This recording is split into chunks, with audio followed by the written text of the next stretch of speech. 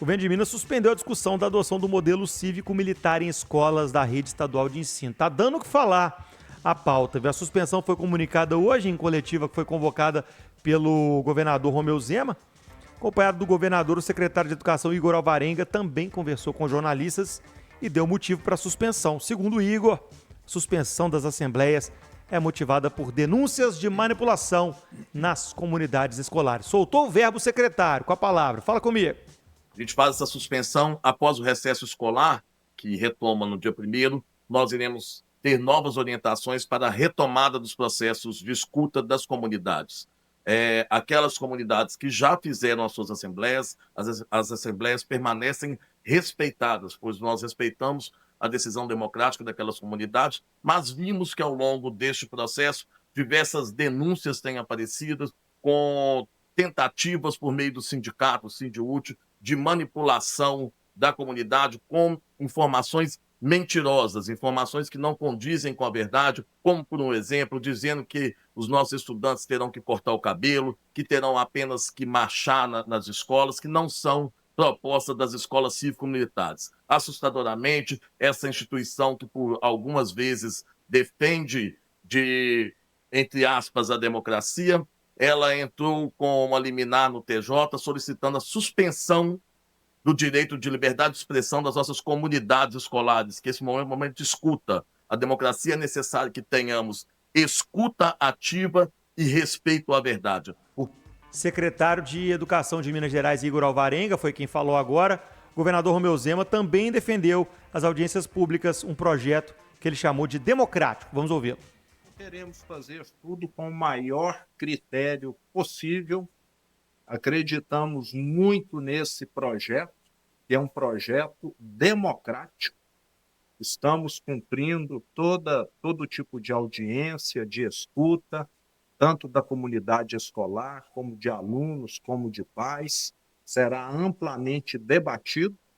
E, lembrando, nós estaremos fazendo a migração de algumas escolas, E nada melhor do que diversidade para ter comparação. E é estranho que parece que quem prega diversidade é quem está indo contra, Parece bem contraditório. Governador Romeu Zema com a palavra, aquela alfinetada final para não sair do personagem. Na semana passada, para contextualizar, o Sindiúte lançou a campanha Não à Militarização, com o protesto sendo realizado na última quinta-feira. Por meio de um manifesto publicado no site da entidade, o Sindiúte, que representa os professores da rede estadual, alega que as escolas cívico-militares adotam posturas como doutrinação ideológica e apologia ao nazismo, tratamento policial para questões escolares, desvalorização dos educadores e casos de assédio, abuso e repressão também são listados em um manifesto, mas sem exemplos claros postos na discussão. Pauta suspensa, segundo o governador Romeu Zema, só volta a discutir com a retomada das aulas. Recesso escolar começando essa semana para a rede estadual de ensino e entrando para a gaveta o projeto das escolas cívico-militares em Minas Gerais, Luiz. Raj, essa é uma questão que está calcada. Esta discussão, este debate que a gente viu posto aí, é um debate calcado 100% em questões ideológicas. 100%.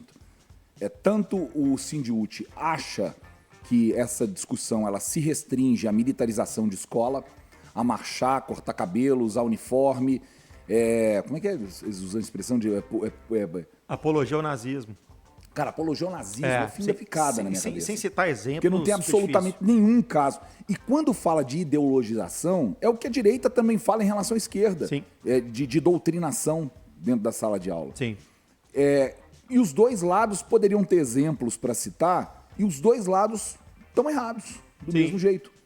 Porque você escolhe a escola do seu filho de acordo com o que a escola se propõe a ensinar. Se aquela escola, por exemplo, se você tem um filho católico e coloca o filho numa escola adventista, você tem que saber que ali dentro tem doutrinação adventista. É uma obrigação do pai saber o que a escola tem para oferecer. Sim. E se os pais entendem que os professores da escola A, B ou C são professores que doutrinam ou que trazem uma visão de mundo diferente da que ele quer para o filho dele, ele tira o filho daquela escola, passa o filho para outra. Isso é um pouco mais sério quando a gente diz respeito, por exemplo, à escola pública, onde é mais difícil o pai fazer esse movimento. Sim. E aí tem que haver uma discussão que vai além do que eu acho, do que eu quero achar, do que o Sindiúti acha, do que Bolsonaro acha, do que o fã de Bolsonaro acha, do que Lula acha, do que o fã de Lula acha. Essa discussão ela tem que envolver a comunidade acadêmica como um todo e a gente tem que aprender a dialogar. E aí, voltando para o caso que está em tela aí, o Raj, nós estamos falando da proibição da realização de audiência pública. Nós estamos falando da proibição do debate. Vamos contextualizar aqui. Minas Gerais tem atualmente 9 escolas cívico-militares. Vou falar sobre esse modelo daqui a pouco. São 2 em BH, 2 em Contagem, 2 em Itajubá, no sul de Minas, 1 em Santos Dumont, 1 em São João del Rei, 1 em Três Corações.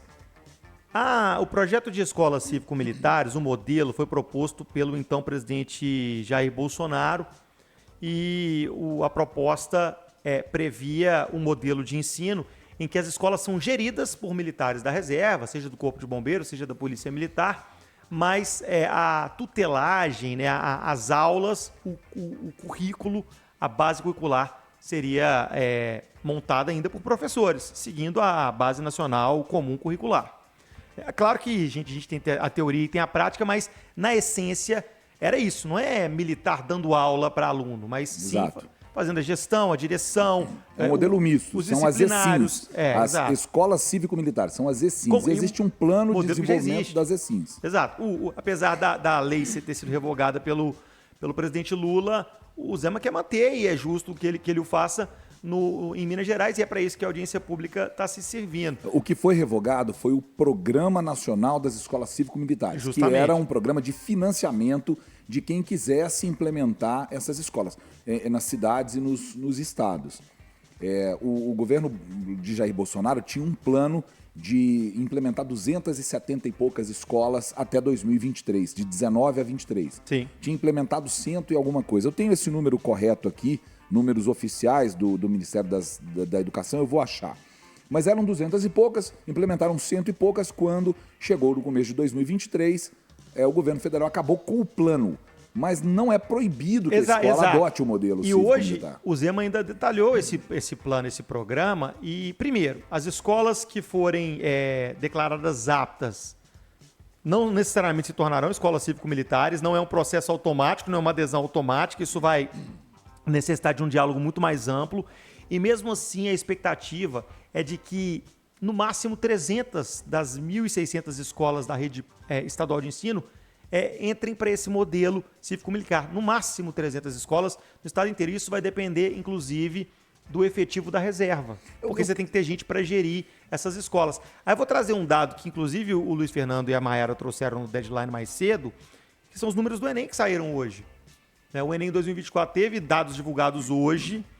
Em Belo Horizonte, apenas 5 das 20 melhores escolas para BH tem um modelo estadual e, em segundo lugar, o Colégio Militar, que não é cívico-militar, é uma escola militar. Mas a gente sabe, o Colégio Militar, por exemplo, é uma escola que é um exemplo no ensino. Mas é uma escola que segue um modelo similar, Raj. Exato, o modelo é similar. Nossa, tá difícil aqui, viu? É o seguinte, eram 216. O plano que faz parte do Programa Nacional das Escolas Cívico-Militares, só para manter o assunto com o número certo, a ideia era implementar 216 escolas cívico-militares. De Bolsonaro. O plano que foi elaborado e foi lançado em 2019. Sim. 216 escolas cívico-militares até 2023. Quando chegou 2022, o MEC registrava 127 escolas com esse plano já regulamentado, já funcionando, em 25 estados e no Distrito Federal. Um número importante que é do Ministério da Educação diz que a violência nessas escolas caiu 82%. Casos de violência. E eu acho que esse é um ponto de vários que precisam ser levados em conta. Sim. Quando a gente vê o lado que é contrário à implementação das escolas, e eu aqui não estou só defendendo que as escolas tenham liberdade de adotar esse conceito, se quiserem, e se a sociedade, a comunidade local entender que é certo, e para isso você não tem como saber se isso é possível, se não for por audiência pública. O dado da violência é só um dos dados. Sim. Só um. Porque tem várias outras coisas. E no caso Sindiúti, se prende apenas à questão da militarização. E quando eles falam que a desvalorização do corpo docente, com base em quê? Do que nós estamos falando aqui? Com base em quê? O fato de você fazer uma gestão que envolva a expertise militar na educação, ela automaticamente desvaloriza o docente? É assim que funciona? De jeito nenhum. Inclusive, a escola militar que eu tenho mais cedo tem professores que são civis. Exatamente. E ficou melhor colocada no Enem que todas as outras. Exato. Inclusive, das 50 melhores do Brasil, 3 apenas são públicas e uma delas militar, de Angra dos Reis, a Escola Naval de Angra dos Reis, terceiro lugar. Eu concordo com o Luiz quando o Luiz começa a fala dele de que os dois lados estão errados, porque o governador Romeu Zema também está errado em suspender a discussão, porque o que o Sindiúti está fazendo é apresentar o outro lado, ou o lado deles. Isso aí, cada escola tem que avaliar, se não me engano, são 200 ou 400 escolas que estão passando por essa ouvidoria, nessas assembleias, e a escola tem que receber essas informações e equilibrar se ela quer ou não quer se transformar, se ela quer mudar o modelo. Agora, porque o outro lado está falando, e eu concordo que são falácias aqui, você vai suspender o processo de consultoria pública, eu acho que é injustificável também. Vamos ver o que vai ser feito durante essa pausa, porque essa pausa tem que ter uma justificativa. Tá, parou por quê? O que vai ser tratado aqui? Né, para que você tenha 2 olhares sobre o tema que é a militarização do ensino, ou então o modelo cívico-militar aí de ensino, que o governador está tentando propor para o Estado, que é louvável. Quem não estava acompanhando aqui, gente, a gente estava na discussão um pouco mais cedo aqui no programa Deadline da 98 News, que é uma das emissoras da Rede 98, e que o pessoal, naturalmente, que chegou na 98 FM, que está na Rede Mais agora, não estava acompanhando, Rádio, mas eu trouxe números também, por exemplo, da questão da violência. Porque esse dado que o Ministério da Educação trouxe de que a redução foi de 82% de casos de violência nessas escolas, para mim isso é relevante. Eu tenho filho em idade escolar. Para você deve ser relevante também. Talvez, para quem discute isso política e ideologicamente, não tenha tanta relevância.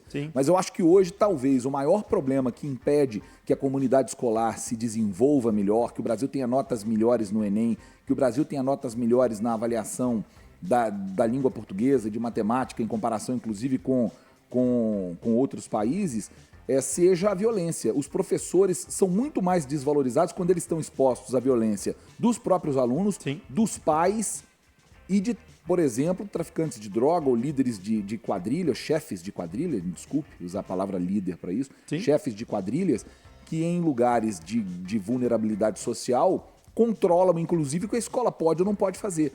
Isso desvaloriza muito mais o professor. Nós temos números, por exemplo, a Universidade Estadual de Campinas faz um monitoramento da violência nas escolas brasileiras e disse que entre 2002 e 2020, o Brasil registrou 8 ataques ou tentativas de ataques a escolas. Entre 2020 e 2020, nos últimos anos, o Brasil registrou mais 34 tentativas de ataques a escolas. A maioria aconteceu depois de 2020. Então, o Brasil teve um crescimento exponencial do número de ataques ou ameaças de ataques, tentativas de ataques a escolas, depois do ano de 2020. Principalmente depois da pandemia, quando a pandemia acabou e começou os alunos começaram a voltar, ou seja, depois de 2021, né, quando os alunos começaram a voltar. Foram muito mais casos. E isso também esse mesmo dado, essa mesma medida, só que com recortes de tempos diferentes, pode ser percebido, por exemplo, num estudo que é do Ministério de Segurança Pública. O relatório do Ministério da Justiça e Segurança Pública, que está disponível no Ministério, no site do Ministério, e que fala mais ou menos a mesma coisa, que entre 2021 e 2022, comecinho de 2023, o aumento no número de ataques foi de 68%. E quando você lê alegações, e eu peguei do site do Sindiúti essas alegações de apologia ao nazismo, de abuso de autoridade, sem você elencar os episódios, quando o governador fala hoje e que estão pipocando, e não duvido que estejam pipocando de fato alegações de que os alunos vão ser obrigados a cortar o cabelo, isso é de um preconceito com relação ao modelo militar que é gigantesco e é de um desconhecimento, e é uma pena que você vê uma entidade como o Sindiúti, que deveria representar a categoria como um todo, trazer isso à baila, à tona, de um desconhecimento gigantesco do modelo cívico-militar, do modelo militar. Acho que não é só desconhecimento, não é preconceito mesmo. A Viviane Carvalho falou aqui, meu filho estuda no Colégio Tiradentes, professores são civis, não tem militância na escola. A gente tem uma integrante no nosso elenco, a Carol Torres, todo mundo sabe que ela é egressa do modelo militar, ela estudou no Colégio Militar. E a Carol não poderia estar mais distante do pensamento da direita do que ela está hoje. Então, assim, não existe isso, gente. Essa tradução de que você estudou no colégio militar, você, sabe, não é dentro de um quartel, sabe? Então, o Sindiúti tem que amadurecer esse pensamento e tirar esse... Ok, tem oposições contra a valorização do profissional ou outros que tais, tudo bem. Mas ir para o campo da ideologia, como disse Luiz Fernando, é um crime gigantesco e é danoso, inclusive, para a própria categoria dos professores. Muita gente pode falar assim, mas nos Estados Unidos é muito comum ataques em escolas, ataques violentos a escolas. Primeiro que a realidade dos Estados Unidos é completamente diferente da nossa. O acesso a armas é mais fácil. Nós estamos vivendo aqui uma realidade de um aumento de ataques e de violência nas escolas. Não precisa ser só ataque igual o Realengo. Realengo foi 2011. Sim. Não precisa ser só ataque de Realengo. Você teve em Minas Gerais, no norte de Minas, Janaúba?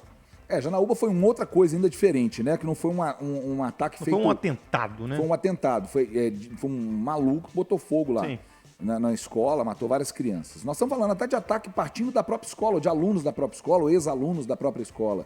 Sabe, ataques ali feitos à luz do dia, como foi o caso de Realengo, como foi o caso de Columbine lá nos Estados Unidos, que inaugurou uma era de ataques à escola. Os Estados Unidos têm um histórico de uso de armas e de acesso a armas diferente do nosso, e um histórico, são vários históricos diferentes do nosso, né? Não é uma comparação factível. O nosso caso aqui, eu acho que é ainda mais grave, porque nós estamos falando de um país onde as crianças não deveriam ter acesso às armas, de acordo com a nossa legislação, e aqui não é juízo nenhum de valor, eu estou falando que a lei não permite que elas tenham, né? Que os pais tenham, inclusive, de forma livre, simplesmente porque querem ter, e eu não estou falando se é certo ou errado, e mesmo assim, eles têm. E quando não tem acesso à arma de fogo, esses ataques são com armas brancas. As crianças levam facas para a escola e atacam professores, e atacam colegas. Para resumir aqueles números que eu trouxe, entre 2000 e 2020 no Brasil, a média era de menos de meio ataque por ano. De 2021 a 2023, a média foi de 12 ataques por ano. De menos de meio em 2 décadas para 12 ataques por ano em 2 anos. Sim. Então, há um histórico horroroso de violência que está piorando no Brasil. E qual o problema de você ter militares junto com os civis dentro das escolas que poderiam, inclusive, conter esse tipo de violência se conseguirem trabalhar a disciplina de crianças e o respeito à disciplina e hierarquia dentro da escola, que os professores atuais, os diretores atuais estão se mostrando incompetentes para fazer.